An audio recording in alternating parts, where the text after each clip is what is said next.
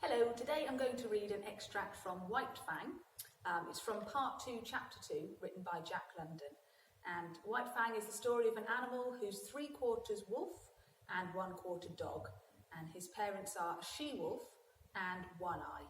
And in this extract we hear about how he is born in the wild, where there is only one law: to eat or to be eaten. The she-wolf's need to find the thing for which she now searched had become imperative. She was getting very heavy and could run but slowly. Once in the pursuit of a rabbit, which she ordinarily would have caught with ease, she gave over and lay down and rested. One Eye came to her, but when he touched her neck gently with his muzzle, she snapped at him with such quick fierceness that he tumbled over backward and cut a ridiculous figure in his effort to escape her teeth.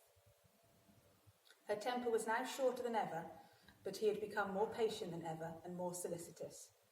And then she found the thing for which she sought. It was a few miles up a small stream that was frozen over and frozen down to its rocky bottom. A dead stream of solid white from source to mouth. The she-wolf was trotting wearily along, her mate well in advance. And when she came upon the overhanging high clay bank, the wear and tear of the spring storms, the melting snows had underwashed the bank, and in one place had made a small cave out of a narrow fissure. She paused and entered its narrow mouth. For a short 3 feet she was compelled to crouch. Then the walls widened and rose higher in a little round chamber, nearly 6 feet in diameter. The roof barely cleared her head. It was dry and cosy. She inspected it with painstaking care, while One Eye, who had returned, stood in the entrance and patiently watched her.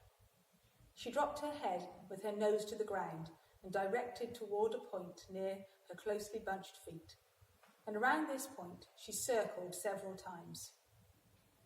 Then, with a tired sigh that was almost a grunt, she curled her body in, relaxed her legs, and dropped down, her head towards the entrance.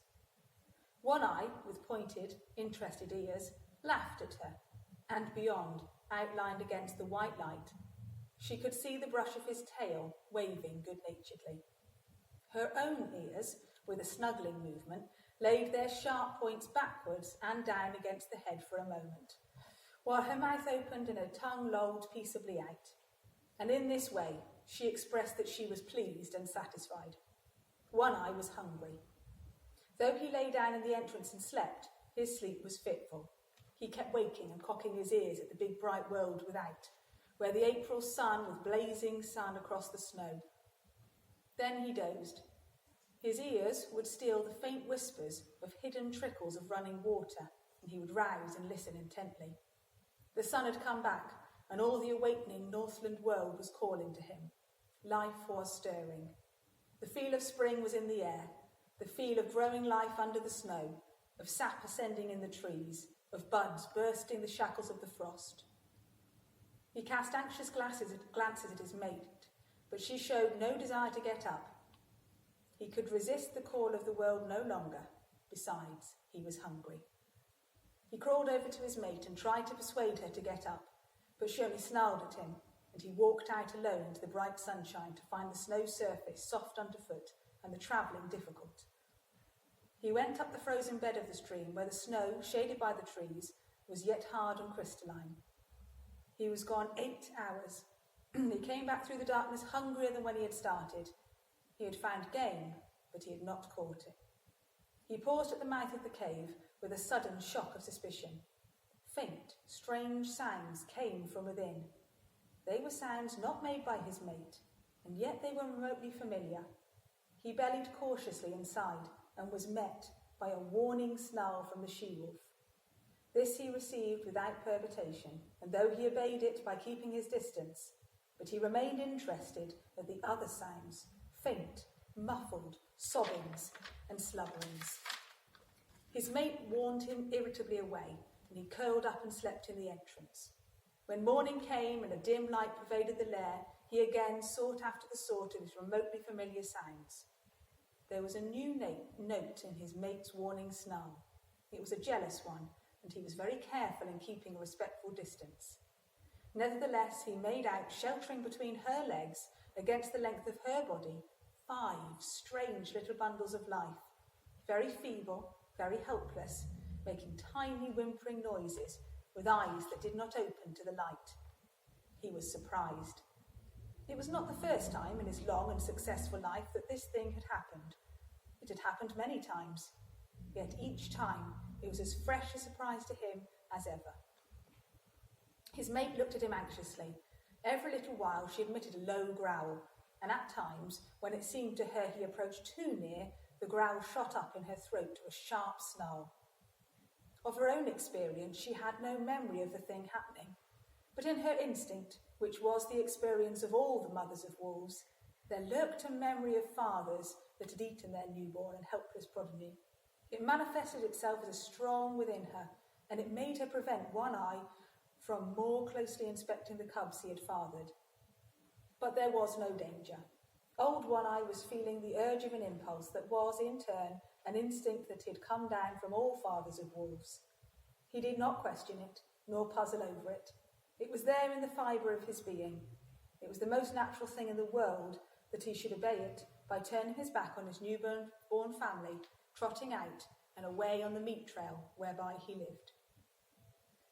5 or 6 miles from the lair, the stream divided its forks, going off into the mountains at a right angle. Here, leading up the left fork, he came upon a fresh track. The footprint was much larger than one of his own feet made, and he knew that in the wake of such a trail there was little meat for him. Half a mile up on the right fork, his quick ears caught the sound of gnawing teeth. He stalked the quarry and found it to be a porcupine, standing upright against a tree and trying his teeth on the bark. One Eye approached carefully but hopelessly. He knew the breed, though he had never met it so far north before, and never in his long life had porcupine served for a meal. But he had long since learned there was such a thing as chance or opportunity, and he continued to draw near. There was never any telling what might happen, for with live things, events were somehow always happening differently. The porcupine rolled itself into a ball, radiating long, sharp needles in all directions that defied attack. In his youth, One Eye had once sniffed too near a similar, apparently inert ball of quills, and had the tail flick out suddenly in his face. One quill he had carried away in his muzzle, which remained there for weeks, a rankling flame, until it finally worked out. So he lay down, in a comfortable crouching position, his nose fully a foot away and out of the line of the tail. Thus he waited, keeping perfectly still. There was no telling. Something might happen. The porcupine might unroll. There might be an opportunity for deft and ripping paw into the tender, unguarded belly. But at the end of half an hour he arose, growled wrathfully at the motionless ball and trotted on. The day wore along, and nothing rewarded his hunt.